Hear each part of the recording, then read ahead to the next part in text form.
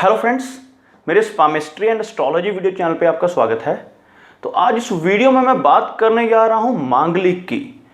आप लोग जैसे ही अपनी कुंडली दिखाने किसी के पास जाते हैं तो नॉर्मली बहुत से लोगों को ये सुनने को मिलता है कि आप मांगलिक हैं, और ऐसा सुनते ही लोग डर जाते हैं कि हम मांगलिक हैं, अब क्या होगा। तो इस वीडियो में आपको बताऊंगा कि मांगलिक होना होता क्या है, इसके क्या इफ़ेक्ट हैं, क्या यह घबराने वाली चीज़ है या नहीं। सबसे पहले तो बताना चाहूँगा कि मांगलिक होना जस्ट मंगल की एक पोजीशन है चार्ट में, कि मंगल कौन से घर में बैठा है और क्या इफेक्ट दे रहा है। इट इज़ ऑब्वियस कि जो मंगल है वो घर में कुंडली के किसी न किसी घर में ज़रूर बैठेगा, और अगर किसी की कुंडली के first house, fourth house, seventh house और एट्थ हाउस और उसके बाद 12th और सेकेंड हाउस, इन घरों में मंगल प्लेस्ड हो तो यह कहा जाता है कि आप मांगलिक हो। तो सबसे पहले तो बताना चाहूँगा कि मंगल क्या है। मंगल एक वॉरियर हैं, जिस घर में भी ये बैठते हैं वहाँ पर अग्रेशन आ जाता है। यानी अगर किसी के फर्स्ट हाउस में मंगल हैं तो ऐसा व्यक्ति अग्रेसिव होगा, गुस्से वाला होगा, और फर्स्ट हाउस में बैठा मंगल सेवन्थ हाउस जो कि हमारी शादी का घर है उस पर दृष्टि डालता है। इस वजह से कहा जाता है कि यह पोजीशन अच्छी नहीं है, क्योंकि उसकी 7वीं दृष्टि 7वें घर पर पड़ती है फर्स्ट हाउस से, और व्यक्ति अग्रेसिव हो सकता है और मैरिज में प्रॉब्लम्स हो सकती हैं, और मैरिड लाइफ में भी कुछ प्रॉब्लम्स आ सकती हैं। इसी तरह से सेवन्थ हाउस जो खुद ही मैरिज का घर है, अगर उसी में मंगल बैठा है तो जहां पर मंगल बैठा होगा वहां अग्रेशन ज़्यादा होगा, और उस अग्रेशन की वजह से मैरिड लाइफ में उतार चढ़ाव रह सकते हैं। फोर्थ हाउस जो हमारी फैमिली का घर है, हमारे जिसको घर को रिप्रेजेंट करता है, यानी जिस घर में आफ्टर मैरिज किसी लड़की ने जाकर रहना है, वहां पर अगर किसी लड़की के चार्ट में मंगल बैठा है तो वो इसलिए खराब करता है कि वो फैमिली के साथ कुछ डिस्प्यूट्स हो सकते हैं, झगड़े हो सकते हैं लड़की के खास तौर केस में, और वहां से बैठा मंगल 4थी दृष्टि से 7th हाउस को भी देखता है, तो यह भी मांगलिक की पोजीशन मानी जाती है। और अष्टम जो ज्यादा नुकसानदायक माना जाता है, 8वां घर में मंगल होना ज्यादा खतरनाक इसलिए माना जाता है कि 8वां घर पार्टनर की लॉन्जिविटी के लिए देखा जाता है कि पार्टनर की एज लंबी होगी या नहीं। अब मंगल को एक्सीडेंट का कारक भी माना जाता है। अब मंगल का अष्टम में होना कहीं ना कहीं ऐसी दुर्घटनाएं देने का संकेत देता है कि कुछ ना कुछ ऐसी मिसहैपनिंग हो सकती है। और इसी तरह से 12वां घर जो है हमारे बेड प्लेजर्स हैं, हमारी नाइट लाइफ है, 12वें घर में मंगल का होना यानी हमारी जो सेक्स रिलेशनशिप है उसमें प्रॉब्लम्स क्रिएट कर सकता है। और सेकंड हाउस में भी कई लोग मांगलिक मानते हैं, खास तौर पर साउथ इंडिया वाले जो एस्ट्रोलॉजर हैं वो मानते हैं कि दूसरे घर में अगर मंगल हो तो वो भी मांगलिक है, क्योंकि वहां पर फैमिली का घर उसको माना जाता है, कुटुंब का घर माना जाता है। वहां पर बैठना मंगल का भी कहीं ना कहीं प्रॉब्लम देता है, और वहां से बैठा मंगल 8वें घर को दृष्टि देता है।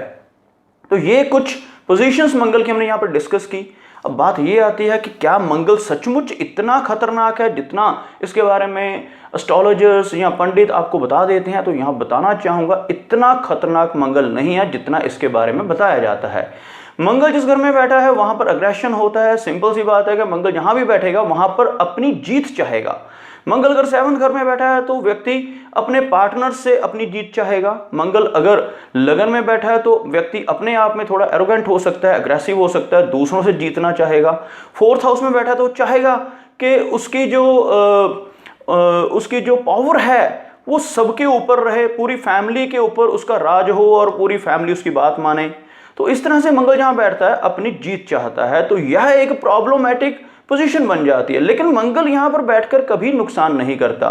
मंगल सिर्फ कुछ सर्कमस्टेंसेस ऐसे पैदा करता है। अगर व्यक्ति समझदार हो और अगर पार्टनर भी मांगलिक हो, यहां पर यह चीज बहुत जरूरी हो जाती है कि अगर एक व्यक्ति मांगलिक है और दूसरा नॉन मांगलिक है तो क्या होगा, जो बंदा मांगलिक है वो दूसरे को ओवर पावर कर लेगा, और इस केस में क्या होगा, जो नॉन मांगलिक है वो व्यक्ति दब जाएगा, डिप्रेशन में जा सकता है, मैरिड लाइफ में प्रॉब्लम्स हो सकती हैं। तो सबसे पहले बताना चाहूंगा कि मंगल की वजह से डिवोर्सेस नहीं होते। डिवोर्सेस के लिए बहुत सी और भी चीजें देखनी पड़ती हैं। मंगल की वजह से सिर्फ कन्फ्लिक्ट्स हो सकते हैं, ईगो क्लैशेस हो सकते हैं हस्बैंड और वाइफ में। तो मंगल अकेला, अगर अकेले मंगल की मैं यहां पर बात कर रहा हूं, कंजंक्शंस की बात नहीं कर रहा हूं, अकेला मंगल इतना खतरनाक नहीं है। अब खतरनाक चीज क्या होती है, अगर मंगल के साथ मैलेफिक प्लैनेट्स आ जाएं, जैसे मंगल के साथ राहु हो, मंगल के साथ केतु हो और मंगल के साथ शनि हो, तो ये कंजंक्शंस बन जाएं, या दो तीन मैलेफिक प्लैनेट्स मंगल के साथ कंजंक्ट करें या मंगल को आस्पेक्ट कर रहे हों और इस सिचुएशन में मंगल बैठा हो, तब दिक्कतें आती हैं। तब हम कह सकते हैं कि यह मांगलिक दोष है। सिंपल मांगलिक होना इतना खतरनाक नहीं है। उस केस में सिंपली हम कहते हैं कि 28 की एज के बाद शादी करनी चाहिए। क्यों कहा जाता है ऐसा? कि एक मैच्योरिटी लेवल आ जाता है। जो छोटी एज में व्यक्ति के अंदर गुस्सा ज्यादा होता है, समझ कम होती है, 28-30 की एज के बाद मैच्योरिटी लेवल आ जाता है। ऐसा व्यक्ति अपने अग्रेशन के ऊपर थोड़ा सा काबू भी रख सकता है। इस वजह से कहा जाता है कि अगर 28-30 के बाद मैरिज की जाए तो प्रॉब्लम्स कम होंगी। ऐसा नहीं होता कि 28 या 30 की एज के बाद मांगलिक दोष कट गया, ऐसा कोई कंसेप्ट नहीं है। मांगलिक दोष ऐसे का ऐसा ही है, लेकिन हुआ क्या, मैच्योरिटी लेवल अच्छा हो गया व्यक्ति का, जिसकी वजह से प्रॉब्लम्स जो हैं वो कम हो जाएंगी। अब बात की जाए कि प्रॉब्लम कहां पर है। अगर किसी के चार्ट में मंगल राहु इकट्ठे हैं, मंगल केतु इकट्ठे हैं, ऐसे दोष बनते हैं, अंगारक दोष बनते हैं, तो यह प्रॉब्लमैटिक है। इनका सॉल्यूशन करवाना चाहिए। और अगर अकेले मंगल हैं तो सिर्फ अग्रेशन है, और उस केस में आप चार्ट मिलाकर मांगलिक की शादी दूसरे मांगलिक से की जाए तो दोनों की एनर्जी लेवल सेम होगा। दोनों में अगर कन्फ्लिक्ट्स होते भी हैं तो दोनों की विल पावर एक जैसी होगी और दोनों एक दूसरे को समझ सकते हैं। धीरे धीरे उनकी जो अंडरस्टैंडिंग्स हैं वो डेवलप हो जाती हैं। मैरिड लाइफ में दिक्कतें नहीं आती। मैरिड लाइफ में दिक्कतें सिर्फ मंगल की वजह से नहीं आती, इसके पीछे बहुत सारे और प्लैनेट्स हैं। अगर सातवें घर का लॉर्ड छठे के साथ कोई कंजंक्शन करता है, छठे के साथ एक्सचेंज करता है, तो दिक्कतें हैं।